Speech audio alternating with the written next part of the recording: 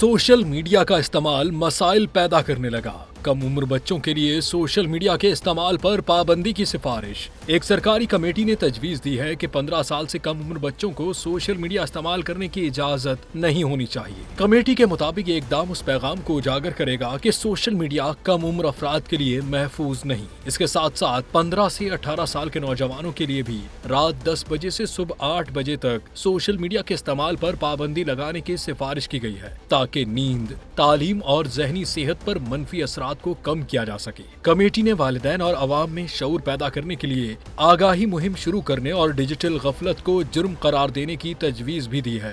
गैर मुल्की खबर रसां इदारे के मुताबिक फ्रांस की हुकूमत इन सिफारिशात का बगौर जायजा ले रही है और जल्द हतमी फैसला मुतवक्के है। वाज़ेह है कि इस पाबंदी का मकसद बच्चों को सोशल मीडिया के मुज़र असरात से बचाना है।